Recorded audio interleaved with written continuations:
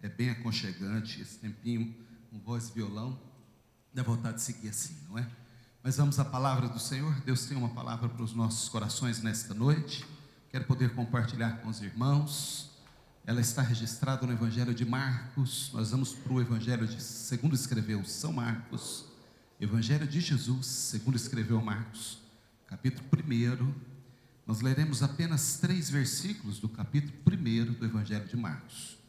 Evangelho de Marcos, capítulo 1, versículos 32, 33 e 34. Glória a Jesus. Deus vai ministrar aos nossos corações hoje. Deus vai falar conosco. Acha aí na sua Bíblia. Já acharam aí? Rapidinho, né, Adriel? Vocês estão, treinadinhos aí, os nossos adolescentes, rapidinho, já localizaram. Aqueles que não trouxeram Bíblia, vai ser projetado aqui. Gabriel vai projetar para nós aqui. E todos vão poder acompanhar a leitura do texto sagrado. Glória a Deus. Amém, queridos? Amém, irmãos? Amém. À tarde, ao cair do sol, trouxeram a Jesus todos os enfermos e endemoniados. Toda a cidade estava reunida à porta, e ele curou muitos doentes, de toda sorte de enfermidades. Também expeliu muitos demônios, não lhes permitindo que falassem, porque sabiam quem ele era. Apenas esses 3 versículos do Evangelho de João, do Evangelho de Marcos. Eu quero nesta noite, irmãos, poder compartilhar com os irmãos uma porção de uma palavra que Deus ministrou no meu coração na tarde de hoje. Na verdade, desde ontem, eu imaginei que esse texto eu estaria compartilhando com os irmãos esta manhã. Para ser sincero aos irmãos, eu imaginava que hoje de manhã seria esta palavra, mas ainda ontem o Senhor me levou a outro texto que eu preguei de manhã, e eu entendi que era o Espírito Santo me conduzindo, e aquela era a palavra para que fosse ministrado na parte da manhã. E hoje à tarde, orando ao Senhor, voltou esse texto, voltei os meus olhos para ele, e aí eu entendi e percebi que esse texto na verdade era para hoje à noite, não para hoje de manhã. Amém? Feche os seus olhos, vamos falar com o Senhor mais uma vez. Senhor, mais uma vez, eu quero dar graças ao teu nome, te adorar, te exaltar, ó Deus, porque o Senhor é bom e a sua bondade dura para sempre. Obrigado, Jesus, por tudo aquilo que o Senhor tem feito. Obrigado por tudo aquilo que o Senhor tem falado conosco. Obrigado por estarmos aqui nesta noite, pelos teus filhos, pelas tuas filhas, Senhor, que vieram te adorar, que vieram cultuar o teu nome. Pai, aqueles que não puderam estar, que o Senhor estenda as mãos e os abençoe onde quer que eles estejam agora. Ou que o teu Espírito Santo, Senhor, vá até lá e console, conforte e abençoe também de uma forma poderosa. E que nós que estamos aqui, Senhor, sejamos abraçados pelo Senhor e tocados pelo teu Santo Espírito através da tua palavra. Fala, Deus, conosco, ministra nos nossos corações uma palavra, Senhor, que venha de encontro com a nossa necessidade, que não seja o que nós queremos ouvir, mas que seja tudo aquilo que nós precisamos ouvir. É o que eu te peço, Senhor, em nome de Jesus. Amém e amém. Glória a Deus, louvado seja o Senhor. Querido, Jesus estava iniciando o ministério dele. Esse texto que nós acabamos de ler é parte de um contexto bem maior, onde Jesus estava começando a se revelar ao mundo como Messias, como Deus, como Salvador da humanidade, como Jesus que nós conhecemos. E a Bíblia vai dizer para nós que depois dele ser batizado por João, lá no Rio Jordão, ali pertinho de Jerusalém, na região da Judeia, o texto diz que ele decide retornar para a Galileia, que é a região onde Jesus estava agora. Jesus retorna para a Galileia, uma região que ele já conhecia.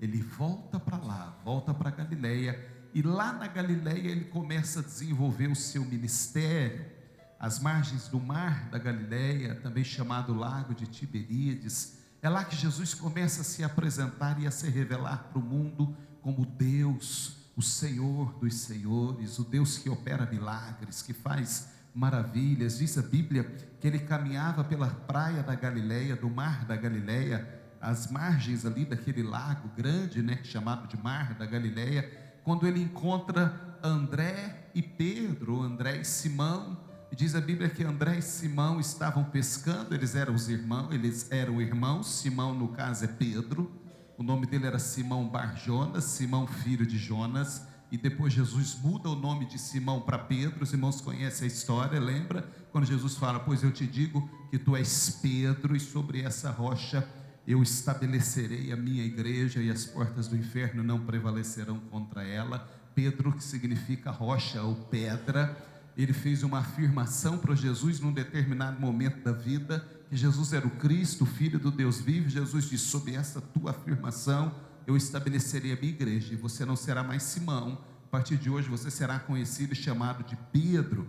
Mas Jesus encontra ainda Simão, ele ainda era Simão, junto com André, seu irmão, que também era discípulo de João Batista.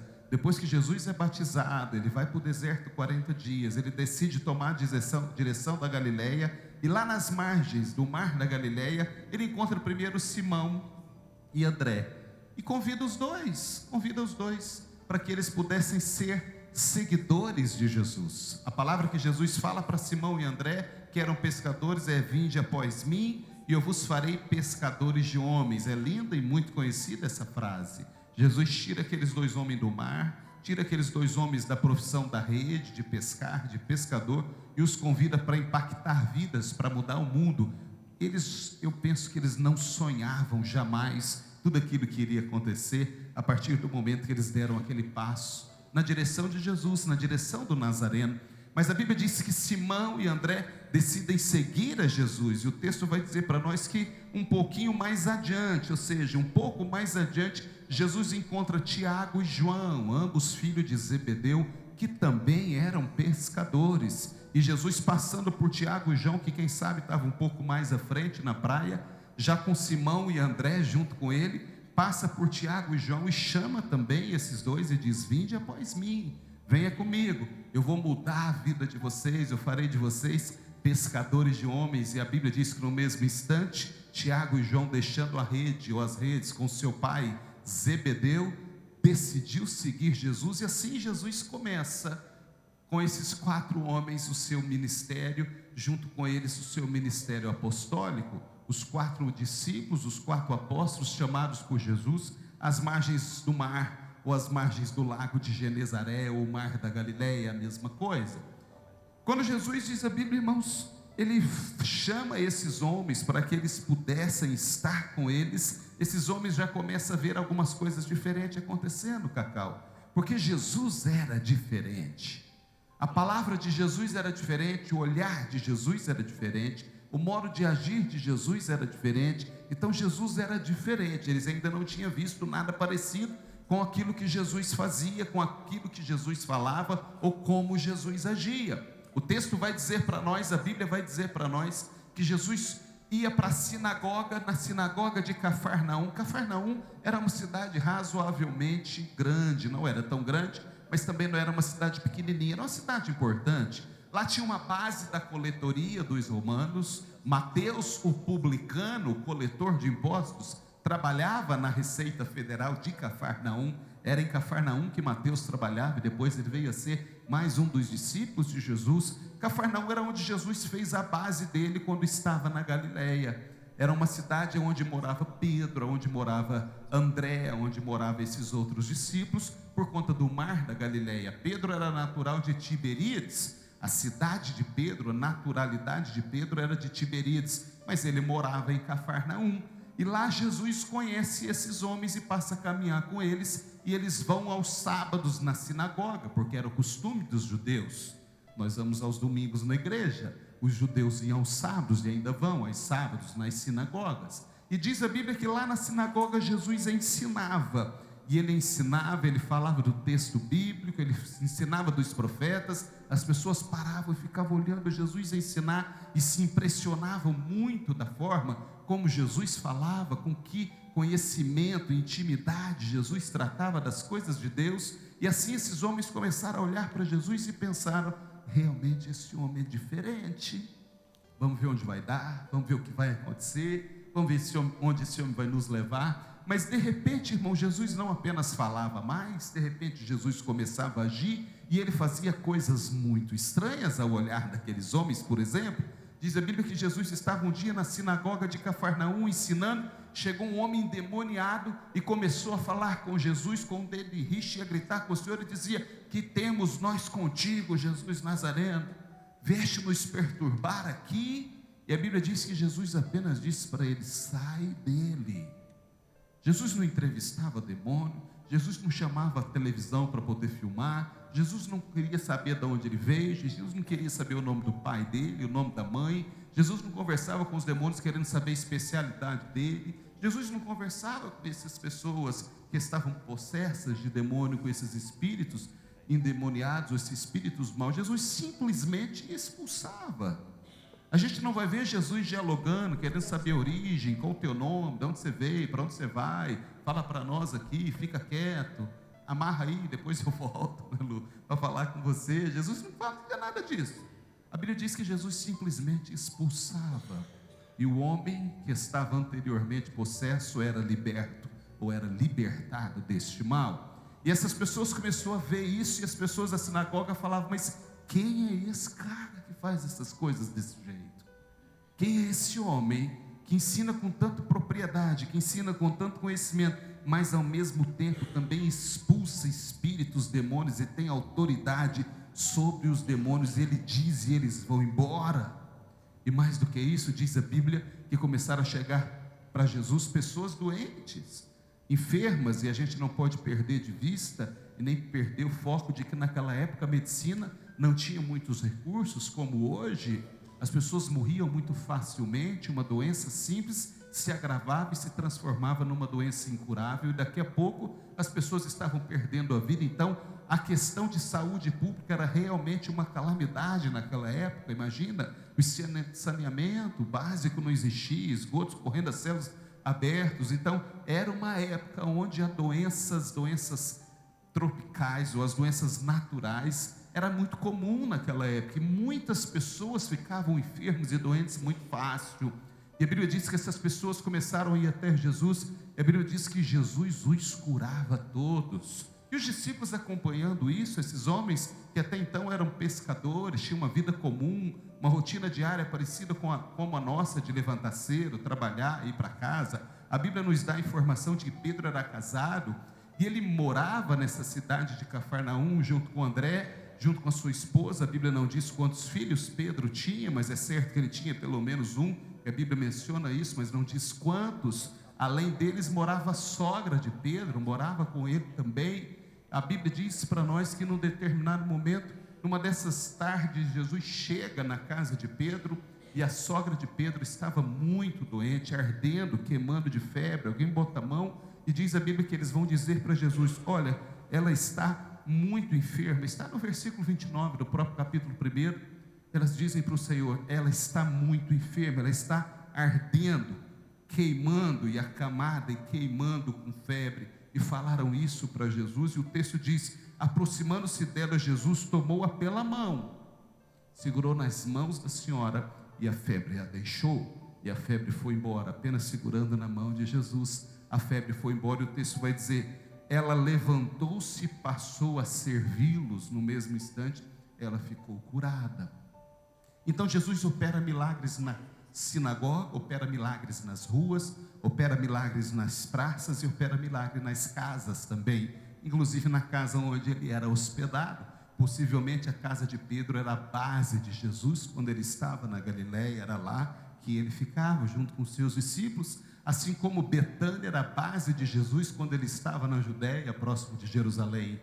Na Galileia era em Cafarnaum, na casa de Pedro, e na Judéia era em Betânia, na casa de Marta, Maria e Lázaro. Era assim que Jesus fazia, era assim que Jesus dividia o tempo dele. E é nesse contexto, irmãos, que acontece esse texto que nós acabamos de ler. Depois que Jesus cura a sogra de Pedro, diz a Bíblia: aproximando-se, tomou-a pela mão, e a febre a deixou. Passou ela a servir, ou a servi-los. À tarde, versículo 32, à tarde, ao cair do sol, trouxeram a Jesus todos os enfermos e endemoniados. Toda a cidade estava reunida à porta, e ele curou muitos doentes de toda sorte de enfermidades, também expeliu muitos demônios, não lhes permitindo que falassem, porque sabiam quem ele era. Ou seja, Jesus curava e operava milagres, sinais e maravilhas, e diz a Bíblia, a fama dele corria. Todo mundo queria saber quem era Jesus, todo mundo queria estar onde estava Jesus, todo mundo que tinha algum problema já vinha logo em mente: nós precisamos falar com um homem que apareceu aqui na Galileia. Tem um homem aqui na Galileia, o Rabi da Galileia, que anda por essas praias aqui. Ele faz coisas que ninguém nunca fez, ele fala como ninguém nunca falou, ele age como ninguém nunca agiu. Ele realmente é um homem diferente, ele realmente tem algo diferente nele. E a fama do Senhor, diz a Bíblia, que a fama de Jesus corria, e corria, e corria, e assim o Senhor foi ficando conhecido cada vez mais. Mas o texto que nós lemos, depois dessa introdução, de situar os irmãos nesse contexto, o texto que nós lemos, quando eu li nessa tarde mais uma vez, depois de ter lido ontem algumas vezes, o que me chamou a atenção, irmãos, foi essa expressão. O texto começa com a expressão à tarde. À tarde, a tardezinha, no fim do dia. E é sobre isso que eu quero falar nessa noite, é sobre isso que eu quero poder compartilhar com os irmãos aqui. Eu quero falar nessa noite quando nós achamos que já é tarde demais para acontecer algumas coisas na nossa vida, que o tempo já passou, que não tem mais como acontecer, que já foi o momento, que não vai dar mais, que não tem mais jeito, e etc, e etc, e etc. O texto diz à tarde, mas simbolicamente, numa analogia teológica, se a gente fosse fazer uma interpretação aqui, eu posso aplicar aqui, irmãos, nesse texto, uma exegese particular e entender que esse à tarde, quando as pessoas iam procurar Jesus lá na casa de Pedro, na onde ele estava, naquele momento como hóspede, era no final da tarde, nós podemos entender também que elas iam procurar depois de se esgotar todas as possibilidades que eles tentaram durante o dia inteiro. Depois de buscar em vários lugares e bater em várias portas, no final do dia à tarde, já sem esperança, já sem saber mais aonde procurar e com quem falar e aonde buscar recurso, aí eles decidiram correr aonde Jesus estava. A Bíblia diz: Jesus atendia a todos, e operava e realizava e fazia um milagre na vida de todos. Às vezes nós achamos que já é muito tarde na nossa vida, às vezes nós achamos que o tempo já passou, às vezes nós achamos que nós não temos mais oportunidade, que afinal de contas, ou o tempo já passou para nós, ou nós estamos numa idade avançada. É tão bom quando a gente é da idade desses meninos aqui, eu estou falando olhando para eles, que eles têm 12, 13, 14, 15, não tem mais do que isso, esses meninos aqui. Até o Silas fica novinho, mas a Vanderly no meio deles ali, não é? Parece que nem cabelo nasceu no Silas ainda, de tão novinho que ele é, irmãos, olha lá. Então a gente olha para esses meninos aqui e a gente vê, irmãos, que a vida para eles tem muito que acontecer. Mas talvez você já não é mais adolescente, talvez você já entrou na sua juventude, ou já está numa idade onde você acha que o que tinha que acontecer já aconteceu e não tem mais jeito de acontecer, porque está tarde. Às vezes, irmãos, nós pensamos que é tarde para acontecer algumas coisas na nossa vida, porque o momento passou, não dá para a gente começar aquele empreendimento que a gente queria, não dá para a gente começar a faculdade que eu sonhei, que eu pensei em começar, porque está tarde, já passou, não dá mais para acontecer coisas na minha vida diferente, porque o momento já era, eu perdi a oportunidade, as coisas ficaram para trás. Essas pessoas, diz a Bíblia, que à tarde elas foram buscar o Senhor, foram bater na porta de Jesus.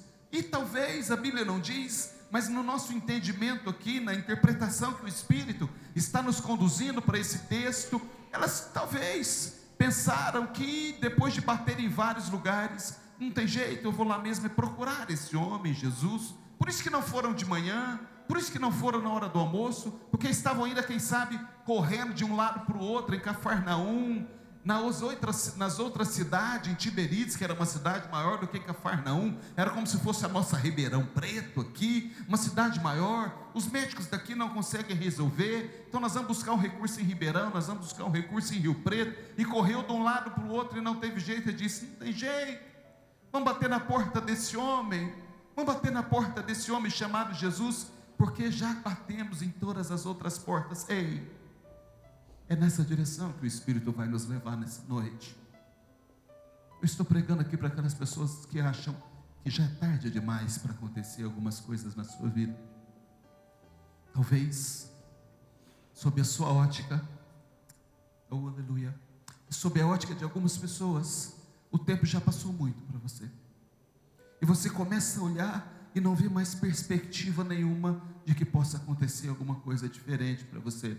E o Senhor me levou a pensar em pessoas na Bíblia. Eu poderia hoje aqui falar de Sara, por exemplo, que foi ter filho com 90 anos, 89 ela engravidou, e com 90 ela teve Isaac, 90 ela teve Isaac. Eu poderia falar aqui de Caleb, por exemplo, que irmãos, com 84 anos só que ele entrou na terra, ele tinha 40 anos, e depois de 44 anos só que ele recebeu Hebrom por herança. Eu poderia, irmãos, hoje aqui falar de Jacó, que podia pensar que estava tarde para ele mudar de vida. Ele era filho de crente, ele era neto de crente, ele era neto de Abraão e filho de Isaac, mas a vida de Jacó era uma vida meio torta. Ele ainda não tinha tido um encontro com Deus. Ele podia pensar que talvez já era tarde, que não tinha mais jeito de acontecer nada com ele, que ele não conseguiria mais se relacionar com Deus do pai dele, com Deus do avô dele, Abraão, com Deus de Isaac. Ele podia pensar: eu quebrei a cadeia sequencial dos patriarcas, eu não vou conseguir. Eu, afinal de contas, eu aproveitei uma oportunidade e tomei a bênção do meu irmão Esaú, não tem mais chance para mim. Mas um dia Deus encontrou com Jacó no Val de Jaboque e mudou a realidade dele. Um dia Deus encontrou com esse homem no Val de Jaboque, só ele Deus, só ele Deus. Se você olhar a passagem em Gênesis, você vai perceber que ele passa a esposa, ele passa a Raquel, ele passa depois a outra Lia, ele passa os filhos, ele passa os animais, ele passa os funcionários, ele passa todo mundo, Lia, e fica só ele, Deus, do lado de cá. E ele fala: Deus, eu preciso que o Senhor mude a minha natureza, eu preciso que o Senhor me mude por dentro, eu preciso experimentar uma transformação do Senhor, e eu não vou te deixar enquanto o Senhor não me abençoar.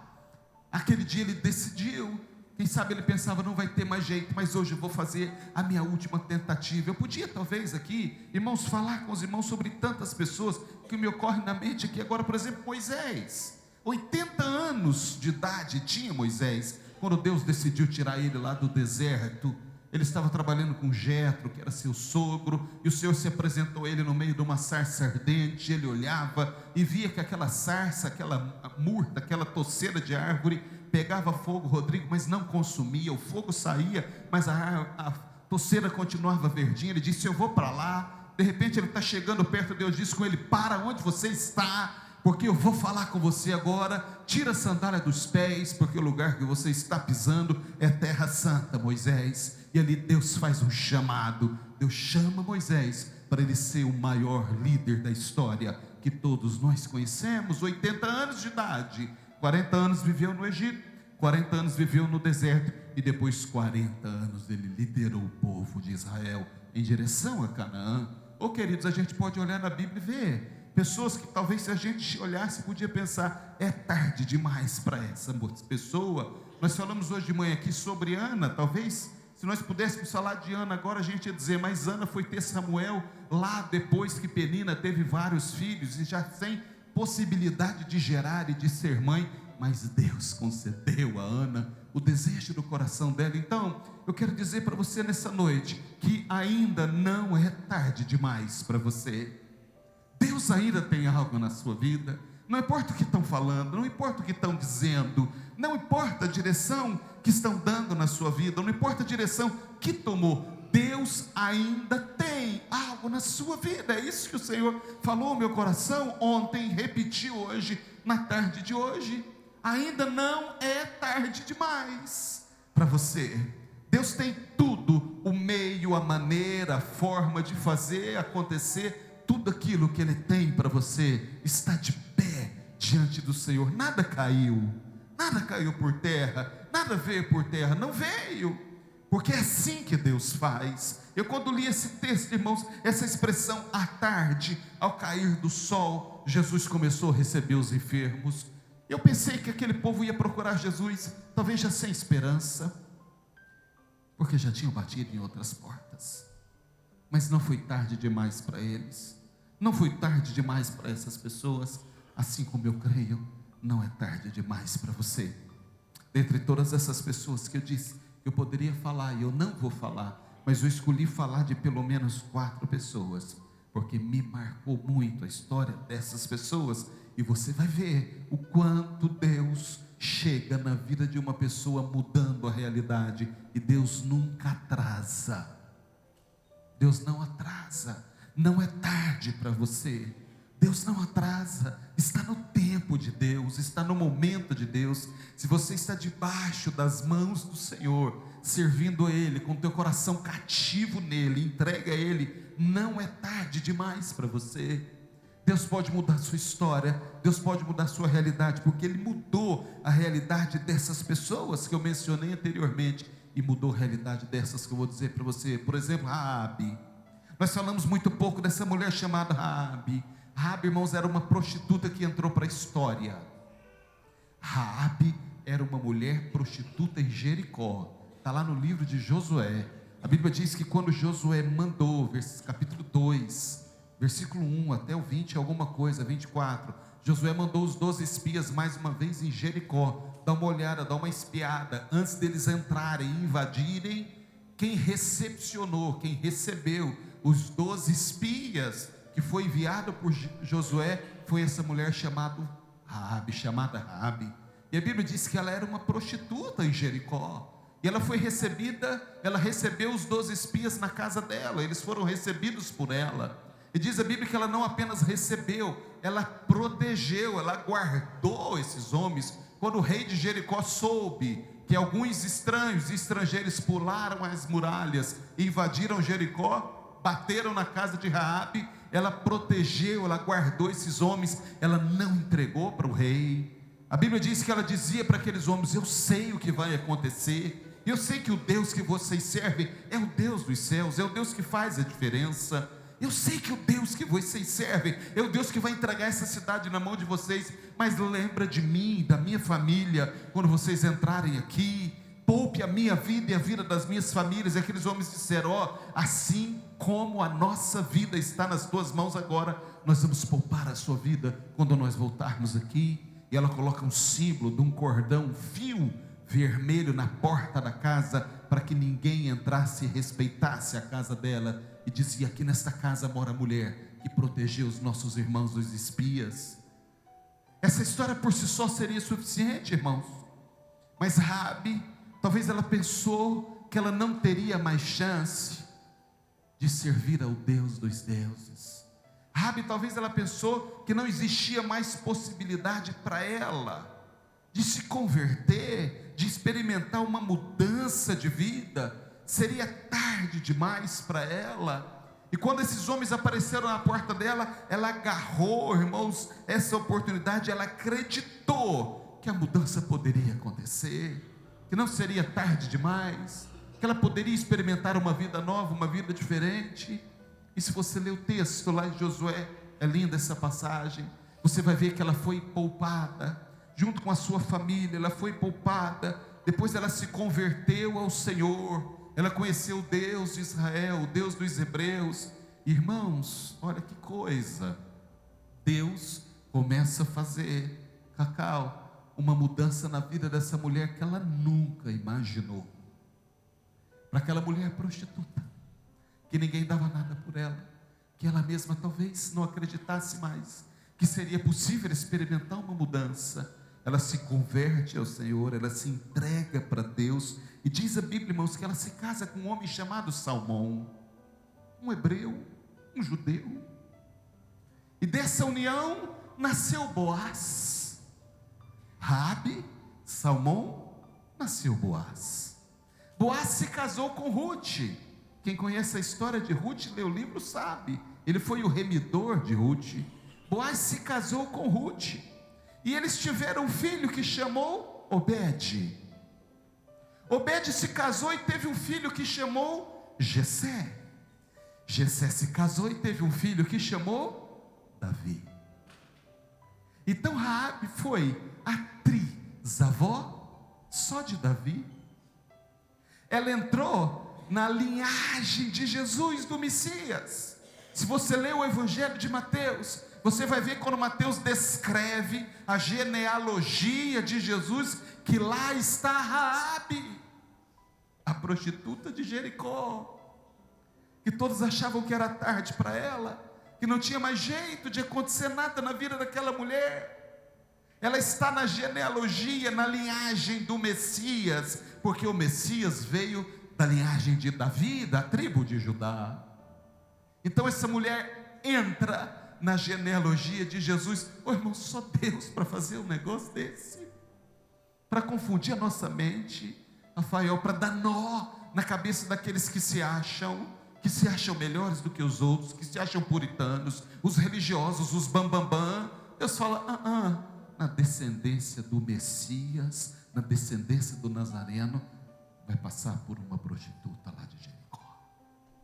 Mas uma prostituta transformada, uma mulher que teve um encontro com Deus e entrou para a história. Quem diria isso? Quem nos seus sonhos mais impossíveis e elevados poderia imaginar que aquela mulher, salva da destruição em Jericó, se converteria ao Senhor, se casaria com um hebreu, e da sua linhagem nasceria o maior rei de todos os tempos em Israel, que foi o rei Davi, e de Davi nasceria Jesus, o filho de Davi. Só Deus. Então para Deus não tem causa perdida, e não é tarde para você. Às vezes você já engavetou seus planos, às vezes você já engavetou seus projetos, passou a chave e disse: não tem mais jeito, não tenho o que fazer. Mas não é tarde demais para você. Deus ainda tem algo na sua vida. Deus pode fazer tudo aquilo que vocês têm colocado diante do Senhor. Todo o seu sonho, tudo que você tem sonhado, projetado, se for projeto do Senhor, e se for propósito do Senhor para você, creia, Deus vai fazer. Eu já disse aqui que sonho é diferente de propósito.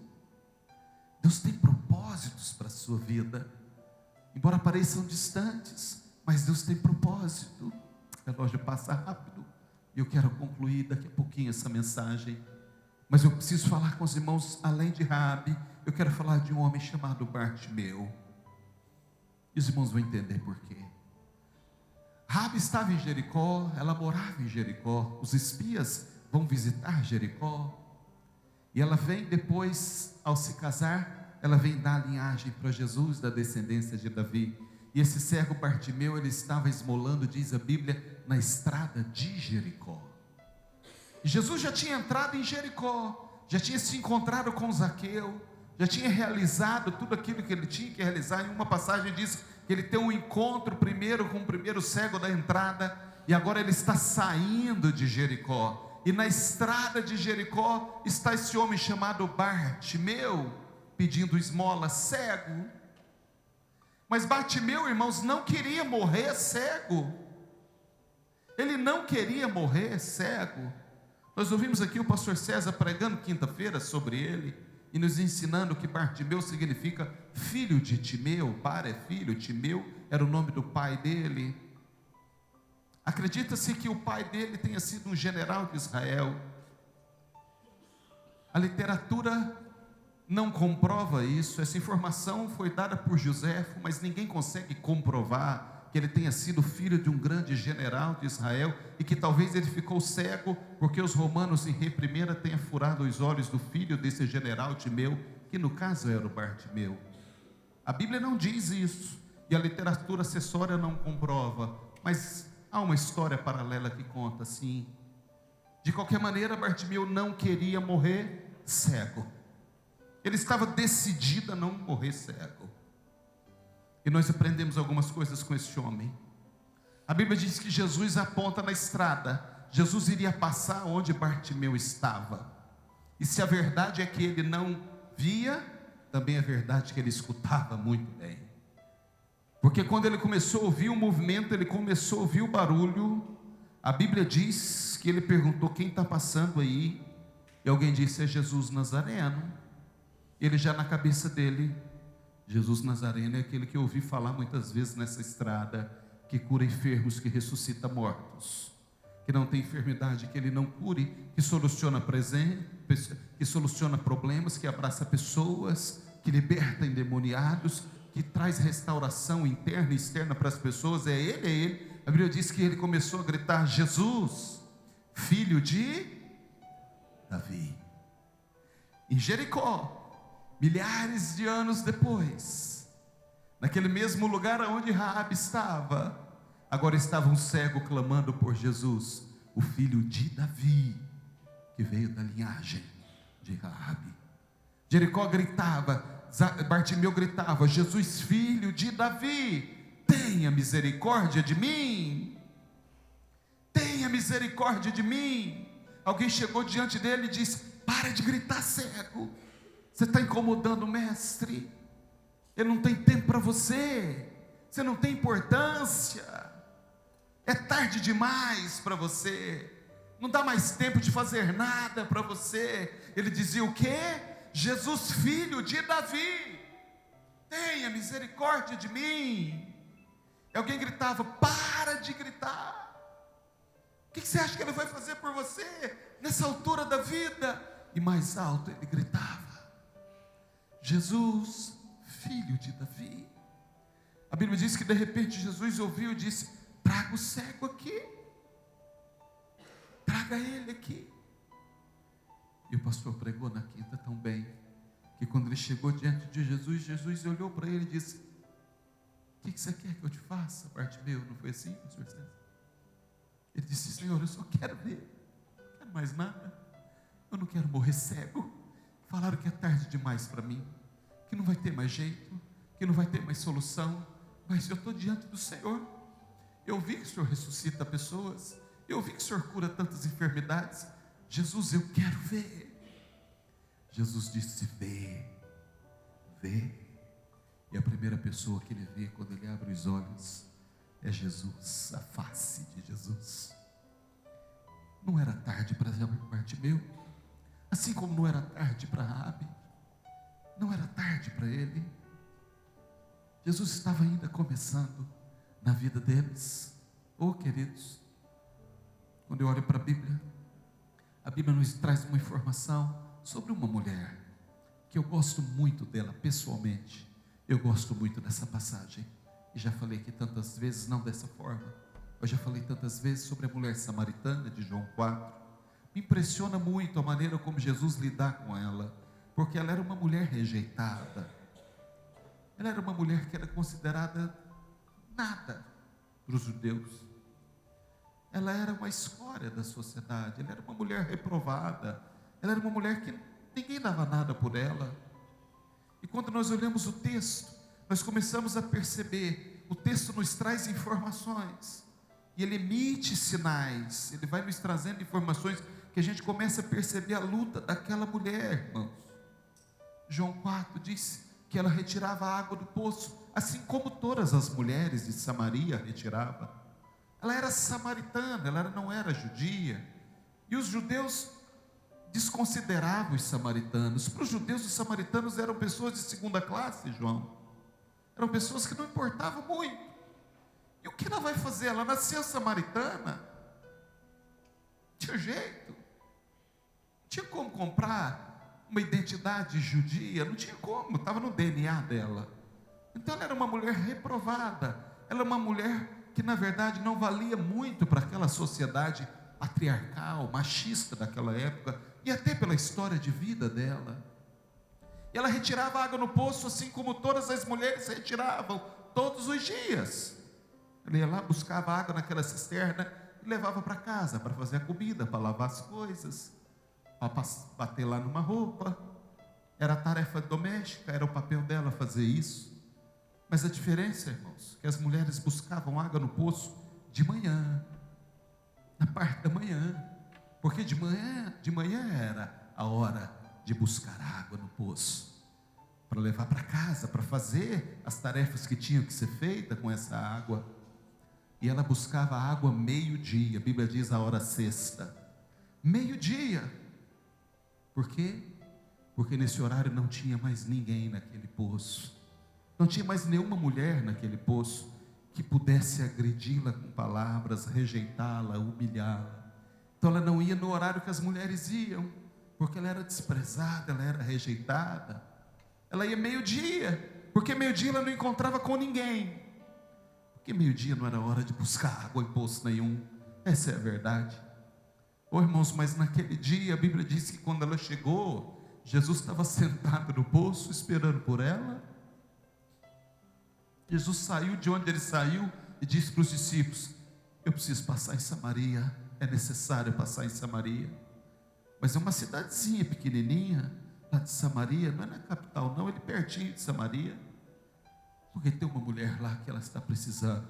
Ela acha que já é tarde demais para ela, que não tem muito jeito, que não tem muita condição mais de mudar e de fazer nada por ela. Eu vou encontrar com ela lá. E o lindo, irmãos, o lindo é que se você ler esse texto, leia em casa. Jesus chega no poço, ela ainda não estava lá, e Jesus tem uma ideia, né? Entre aspas, essa ideia. Ele fala para os discípulos: vão todos vocês para a cidade, vão lá buscar alguma coisa para a gente comer, me deixa aqui sozinho, descansando. Ele não queria constranger essa mulher, ele não queria que ninguém estivesse lá na hora que ela chegasse, ele queria só ele e ela e ele. Ele fala: vão. Os discípulos falam: mas Senhor, eu vou ficar aqui. Talvez Pedro, Tiago e João, que eram os mais chegados, disse: os outros, Senhor, a gente fica aqui. Ele disse: não, eu estou precisando ficar sozinho, vão todos vocês, me deixem aqui. E a Bíblia diz que quando eles foram embora, daí a pouquinho chega a mulher, e só estava Jesus. E ela se inclinou para pegar água, viu Jesus, percebeu que ele era judeu, pela roupa, pelo jeito dele, e não falou nada com ele, porque era um pecado mortal, Varjão. Um samaritano se dirigia a um judeu, e muito mais sendo uma mulher. Pior, ou muito menos, né? E não muito mais, muito menos uma mulher poderia se dirigir a um judeu. E ela ficou calada. Jesus, observando ela retirar a água do poço, de repente diz a Bíblia que Jesus fala para ela: mulher. Os irmãos já aprenderam que quando Jesus chamava alguém de mulher, ele não estava falando de uma forma pejorativa, ele não estava falando com grosseria, ao contrário. Referir-se à mulher era como dizer hoje: minha senhora, ou madame, lady. Jesus estava se referindo a ela numa linguagem polida, civilizada da época. Jesus disse: mulher, ou minha senhora, me dá um pouco dessa água para beber. Ela olhou para ele e disse: o quê? O senhor, sendo um judeu, pede de beber a mim, que sou mulher e ainda samaritana? E ali começa o encontro. Não era tarde demais para aquela mulher, porque Jesus passou na vida dela.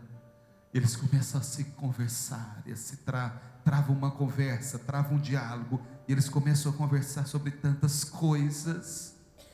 E de repente diz a Bíblia que os discípulos chegam. A conversa foi longa. Ela deixa de tirar água, ela fica conversando com o Senhor. E a Bíblia diz que os discípulos chegam e eles se espantam e se admiram de ver o mestre conversando com uma mulher samaritana.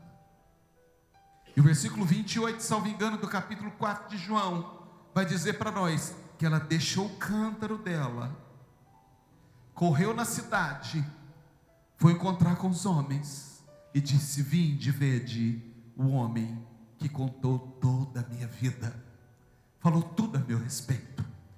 Eu acho que ele é o Messias, o enviado do Senhor.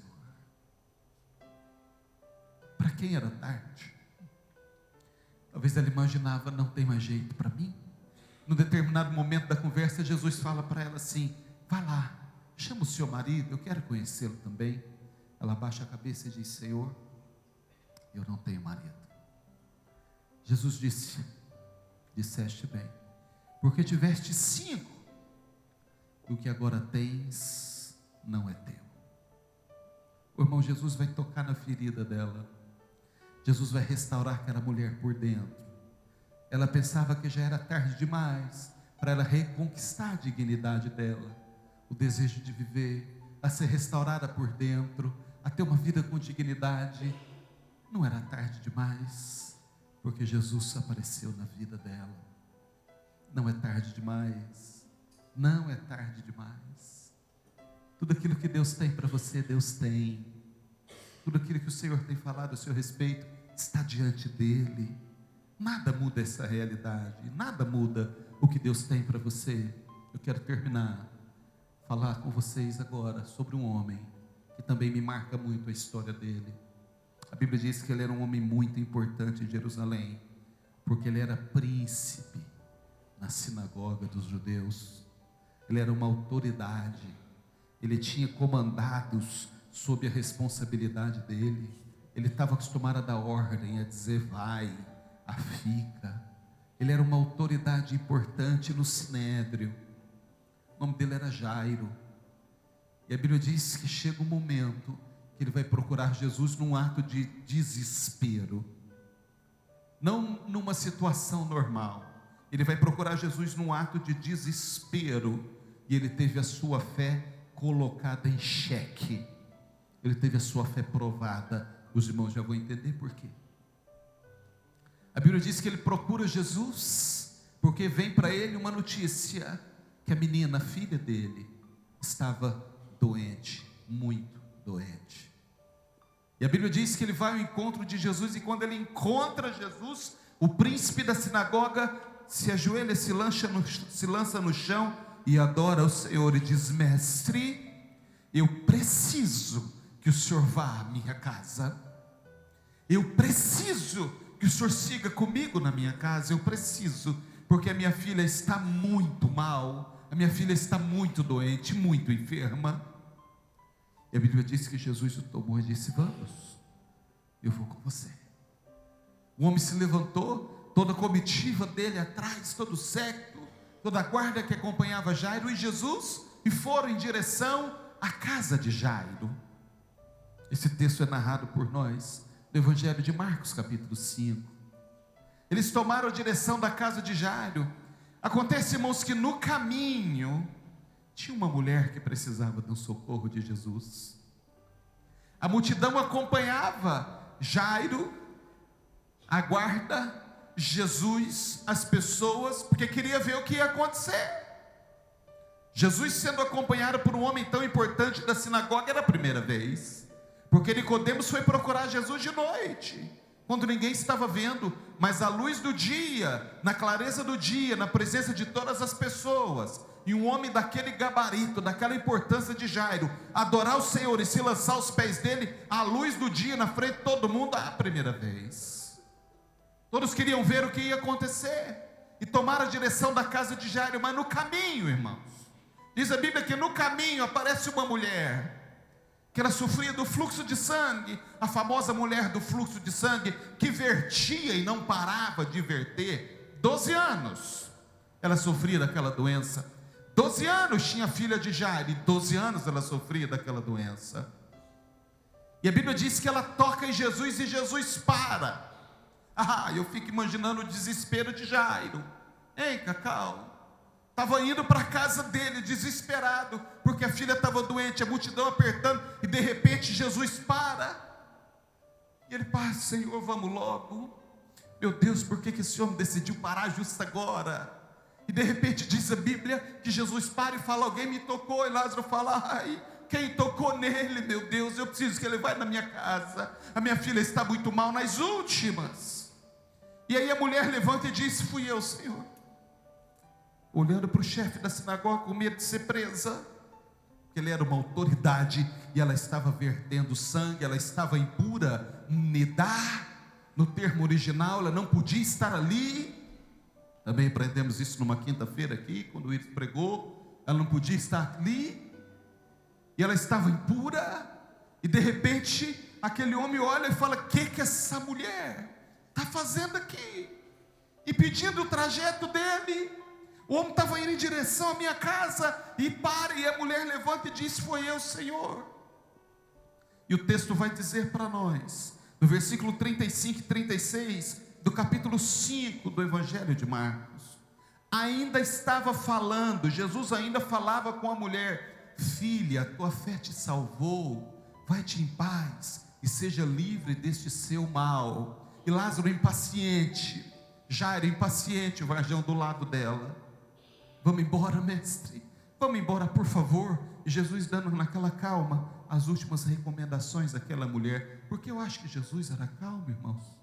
Eu não acho que Jesus atendia os outros correndo, eu não acho que Jesus atendia os outros igual esses médicos do SUS, que nem olha para a gente. Jesus sabia que ia curar, mas ele perguntava para as pessoas: o que você está sentindo? Ou ele ia curar, mas ele perguntava: Bartimeu, o que você quer que eu te faça? Homem cego, onde é a tua dor?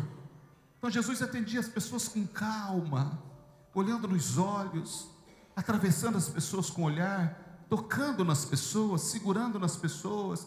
Jesus estava ali atendendo aquela mulher com toda a delicadeza do mundo e dizendo: filha, a sua fé te salvou, te curou. Eu parei por causa de você. Você me impressionou muito com a tua fé, com a tua atitude. E Lázaro do lado: meu Deus, vamos embora, a minha filha está mal. E a Bíblia diz que Jesus ainda estava falando, ainda nem tinha completado a frase, quando chegou alguém da casa de Jairo e disse: Jairo, a sua filha morreu. Está no texto, Marcos 5, 35 e 36. Jesus ainda estava atendendo Silas, quando alguém chegou no ouvido de Jairo e disse: Jairo, esquece, está tarde, está muito tarde, já era, a menina morreu, não tem mais o que fazer. Oh, irmãos, imagina aquele homem.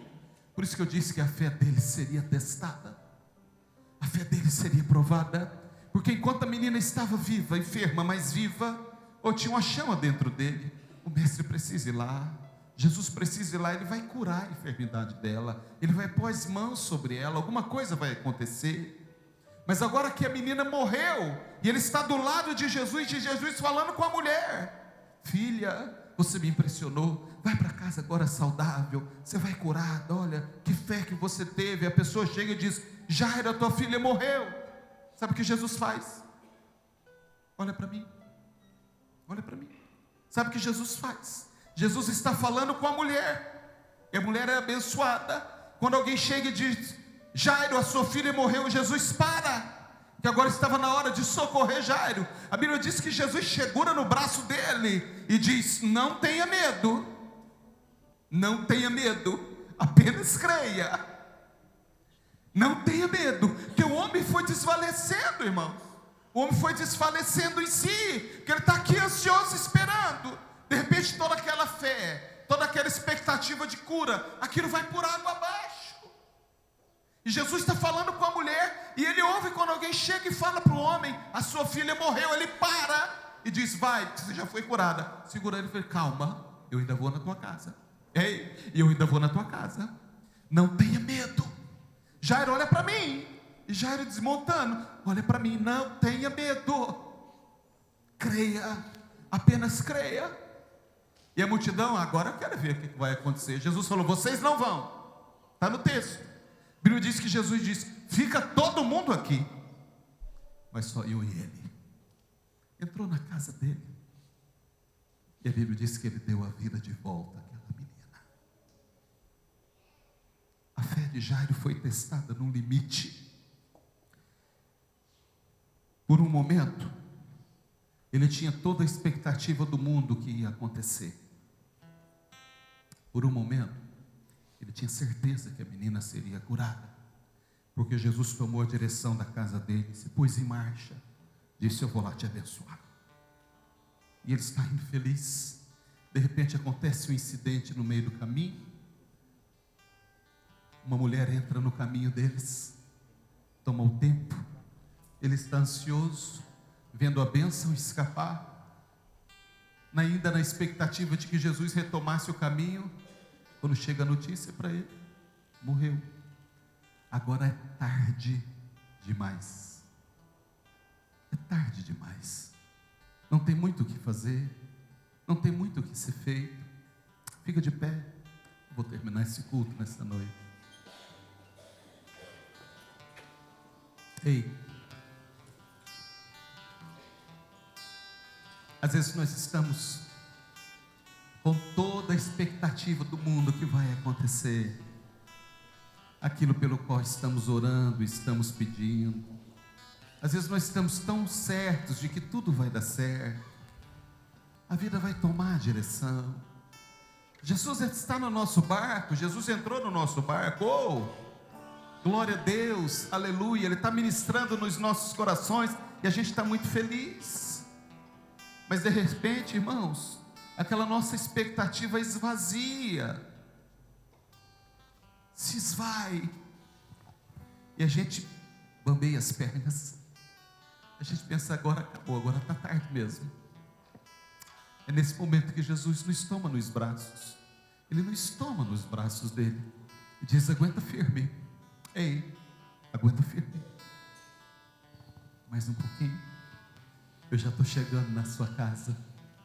Aguenta firme. Não tenha medo. Apenas creia. Não tenha medo. Apenas creia.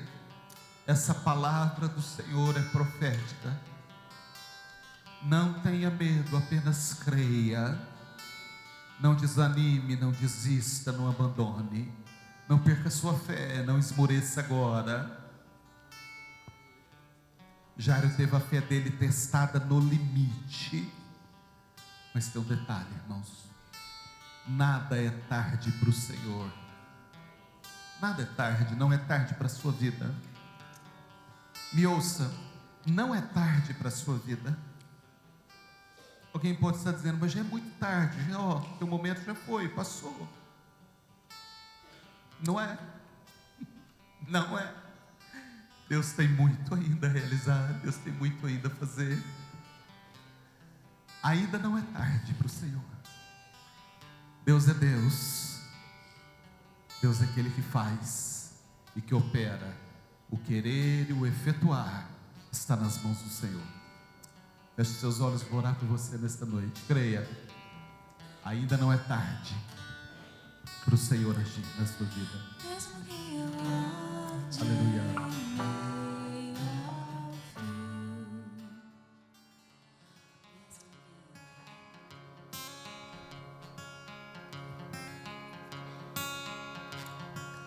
Aos teus pés, Senhor Jesus, meu Rei, tudo é mais claro. Eu enxergo o que posso ser.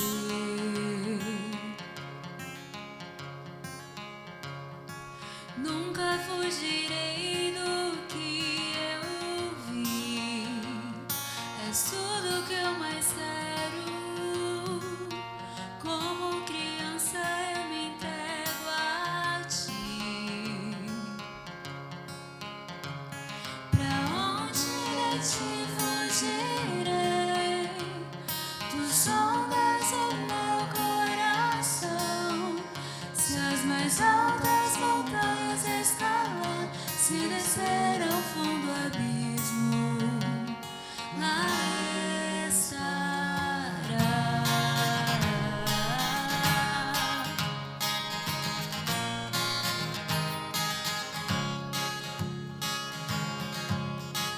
antes deste mundo existir, tu já me conhecias. Te louvarei, pois me fizeste assim.